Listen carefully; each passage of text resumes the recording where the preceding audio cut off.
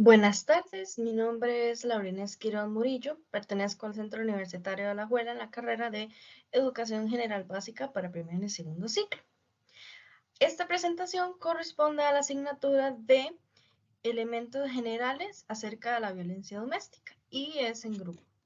Nuestro grupo es el verde y la parte que a mí me tocó es la justificación, que es la primera.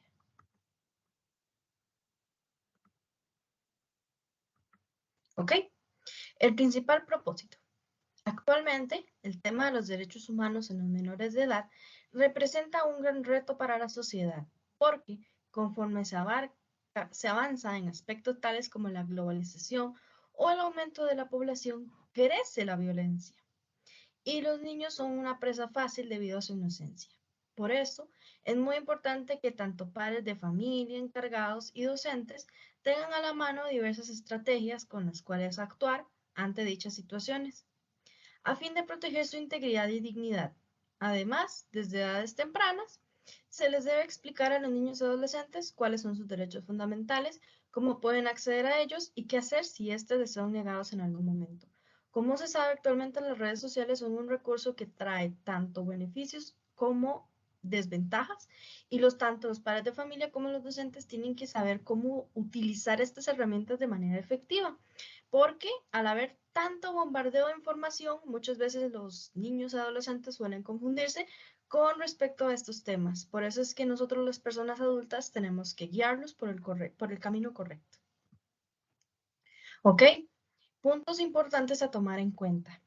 Esto es una de las partes quizá más importantes de todo nuestro trabajo, debido a que representa la base, algo que como docentes y padres de familia también debemos estar conscientes, debemos de hacerlo entender de diversas maneras, con diversas estrategias. ¿Por qué? Porque suele confundirse. En concordancia con lo anterior, además de informarles acerca del tema, es urgente hacerles ver que no todo se considera una violación de sus derechos, al existir una diferencia, una clara diferencia entre el bien y el mal, que se debe aprender a identificar para que las autoridades puedan hacer su trabajo cuando de verdad se encuentren vulnerables. ¿Ya que? Y aquí cito la siguiente información. Esta relación permite entender que el propósito de la libertad de expresión, por ejemplo, no es el de permitirle a un niño o adolescente demandar a su padre entre la justicia por haberle negado el derecho de expresarse libremente durante la cena, sino el de recurrir ante la justicia cuando es expulsado del liceo por haber expresado sus opiniones sobre cuestiones sociales o políticas. Esta cita corresponde a O'Donnell del 2001 de la página 24 que se citó textualmente porque es una de las, como dije anteriormente, una de las partes más importantes de este trabajo de investigación. Ahora sí, las necesidades fundamentales, el estar presentes y la salud mental. El estar presentes. Quienes están rodeados por niños, ya sea padres de familia, vecinos, comunidad y docentes, tienen la obligación de brindarle a los niños y adolescentes un ambiente cómodo y seguro, mientras se encuentran en contextos educativos mediante el ejemplo diario, servicio de orientación, talleres o capacitaciones constantes, tanto en las personas estudiantes como en ellos mismos, con el objetivo de ayudar a las víctimas si presentan alguna clase de problema relacionado con cualquier tipo de violencia. Como dice el subtítulo, el estar presentes es una de las cosas también importantes que hay que tomar en cuenta, sobre todo si se presenta alguna situación de violencia, ya sea en contexto de aula o contexto de familiar. Y la salud mental. La importancia de promover los derechos humanos en los niños y adolescentes es que las estadísticas no son para nada favorables. Y aquí hago énfasis en que debido a la gran cantidad de violencia que vivimos hoy en día, es demasiado importante, es demasiado importante que los docentes, padres de familia, comunidad, entre otras personas, a, abran espacios de recreación, espacios artísticos, espacios deportivos, cualquier tipo de actividad que permita a los niños y adolescentes tener pensamientos diferentes, permitir expresarse libremente, entre otros, para promover la salud mental.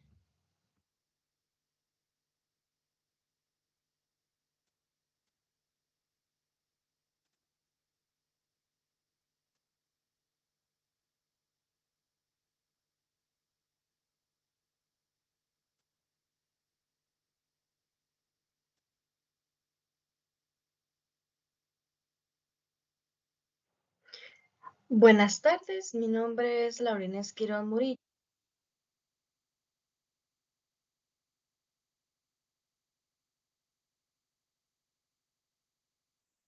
Hola compañeras y profesoras, reciban un cordial saludo. En mi caso, les vengo a hablar sobre la normativa internacional y nacional de la protección a los derechos humanos de las personas menores de edad.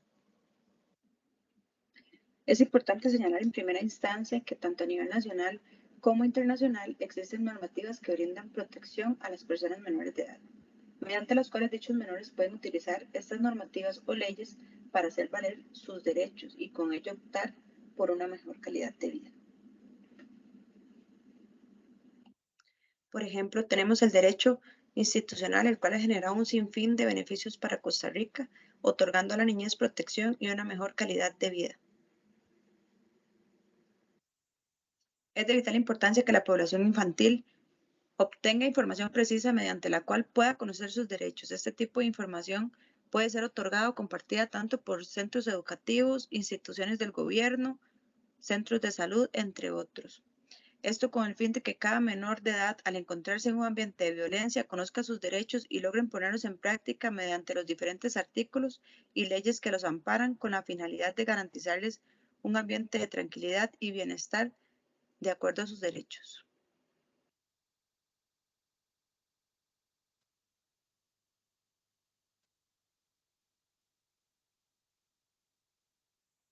Hola compañeras y profesoras, reciban un cordial saludo.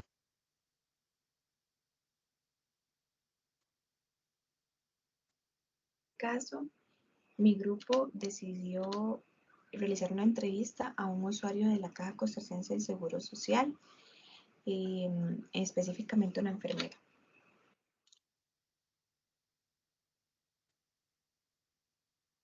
El instrumento que nosotros quisimos utilizar fue una serie de preguntas, que en total fueron 19, las cuales abarcaban puntos importantes sobre el actuar de la caja y la persona entrevistada ante la actuación y prevención de violencia hacia las personas menores de edad.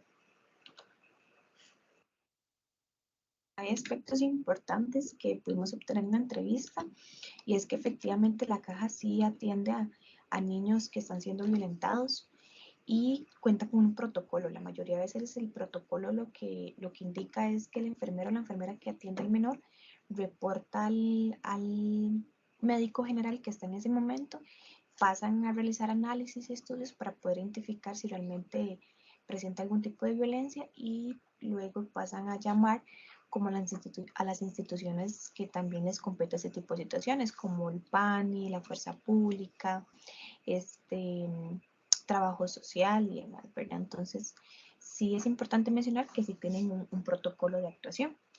La mayoría de veces la violencia que se presenta es la física, psicológica y sexual.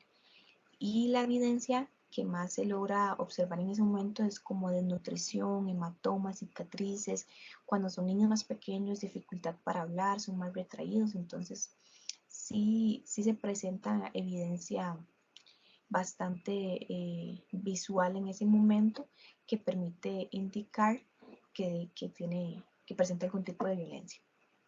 Los centros de atención como clínicas o EVAIS, la mayoría de veces no cuentan con un personal capacitado. Nos comentaba la enfermera que la mayoría de veces las capacitaciones solamente las reciben los médicos generales que trabajan en el hospital de niños, entonces dejan desventaja ese tipo de lugares de atención porque son como los centros de cada zona para poder atender y es donde más hay frecuencia de niños que están siendo violentados. La funcionaria de la caja sí se ha autocapacitado, a pesar de que la caja no le ha dado las herramientas, ella sí ha buscado como cursos que le ayuden a capacitarse para poder atender mejor a ese tipo de población. Tenemos aspectos importantes que podemos considerar y es que a raíz de esta entrevista podemos obtener ciertas conclusiones y es que la caja debe capacitar a todo el personal que labora en cualquier área de salud, eso es fundamental, no solamente debe centrarse en el hospital de niños, sino que pueda brindar capacitación a todos los centros de salud, ¿verdad? Y a todo el personal. Promocionar una crianza respetuosa, dejando el autocentrismo, esto lo que quiere decir es que parte de la entrevista es no solamente como el protocolo que tienen de actuación hacia las personas menores de edad que están siendo violentadas, sino que también puedan promocionar una crianza respetuosa, ¿verdad? Para poder dejar de lado esa ejerción violenta por parte del adulto. Es fundamental que la caja esté fortaleciendo sus protocolos de actuación sobre la atención y protección de los menores de edad violentados, ¿verdad? Que a pesar de que ya existe un protocolo, puedan aún más reforzar el protocolo para evitar una revictimización del menor. Los centros de atención médica deben involucrar a todas las instituciones posibles. Esto quiere decir que podamos involucrar a la fuerza pública, al PANI, a Trabajo Social, UNICEF, inclusive al Ministerio de Educación Pública, para poder trabajar todos de manera conjunta y poder brindarle al menor una atención muchísimo más integral. La atención y prevención de la violencia a menores de edad no solo debe competir en la institución, ¿verdad? Sino que debemos tomar en cuenta que esto es un grupo interdisciplinario para poder todos trabajar de una manera muchísimo más conjunta y poder brindarle la seguridad necesaria al menor. Muchísimas gracias.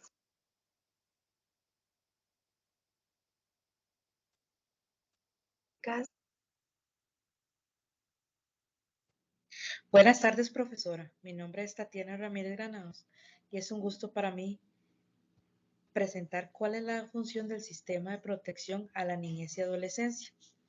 Su objetivo principal es centrar todos sus esfuerzos en prevenir la violencia contra niños, niñas y adolescentes, que se localizan en mayor vulnerabilidad ante personas que ejercen maltrato tanto físico, emocional, sexual o psicológico, para lo cual se establecieron distintas políticas como Ley de Derechos de Niños y Niñas y Adolescentes a la disciplina sin castigo físico ni trato humillante, protección del trabajo peligroso e insalubre para personas adolescentes trabajadoras, Ley contra la explotación sexual de personas menores de edad, entre otras, que fueron creadas y establecidas con el fin de que se cumplan.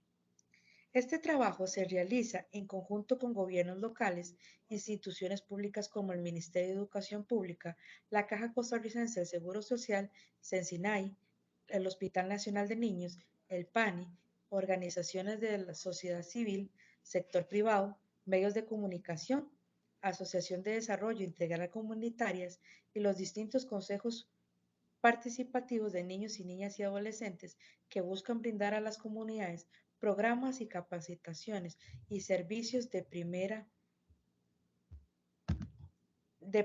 mano que permiten conocer más sobre cómo brindar una mejor calidad de vida a los infantes, buscar ayuda en caso de que alguno viva algún tipo de violencia y conocer las diferentes instituciones donde pueden acudir en caso de que pase alguna situación y su vida esté en riesgo. Para concluir, ese sistema busca que no se infrija el derecho a la salud e integridad física y que más niños sean maltratados y explotados en nuestro país, arrebatándoles la felicidad y un buen recuerdo de la etapa de su vida, ya que cada día son más casos reportados donde alguien presenta con mayor fuerza maltratando a un menor que está lleno de miedo, timidez y amenazado por quien lo maltrata. Para concluir con nuestro trabajo, es importante sacar algunas conclusiones como futuros profesionales. Primeramente, la importancia de conocer el sistema de protección, los derechos que tiene el niño y niñas y cómo actuar ante situaciones de violencia en el centro educativo, en casa o en cualquier otro escenario, ya que como futuros docentes se debe ser sostén y resguardar la integridad del niño. Por eso es de gran valor inculcar valores dentro de clase, ya que aportaría beneficios como mejorar la convivencia escolar, ya que este creará un ambiente de respeto, comprensión y tolerancia, tanto dentro como fuera del aula. Fortalecer la resolución de problemas, ayudando a los discentes a expresar sus propios pensamientos y Busque, según sus ideas, soluciones a los conflictos. También a respetar las opiniones de los demás y por último impulsa el pensamiento crítico y la toma de decisiones responsables. Número 2, es importante como docente implementar talleres con profesionales del tema, donde incluyan no solo a los educandos, sino también a los integrantes del grupo familiar, personal de la institución y miembros de la comunidad, ya que muchas veces la falta de información es el enemigo de cómo ayudar a alguien que es víctima de violencia. Como futuros profesionales, se debe buscar que cada día sean menos niños maltratados y tratar de alcanzar el objetivo de observar caritas felices tanto en hogares como en centros educativos. Anuado a esto, y como tercero y último punto, el tener suficiente conocimiento como futuros educadores de los derechos que tienen los niños y las niñas y adolescentes, es importante buscar que se cumplan hoy día esos derechos, ya que cada día, según las estadísticas, ha crecido la cantidad de niños que han sufrido violencia, ya sea en casa, en centros educativos o en la comunidad.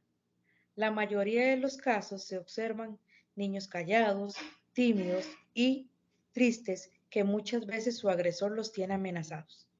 La docente puede observar un comportamiento diferente y un bajo rendimiento académico, que son signos de que algo no anda bien, y se debe atender en conjunto con apoyo de los padres de familia para lograr encontrar qué situación le provoca al niño comportarse de esta manera.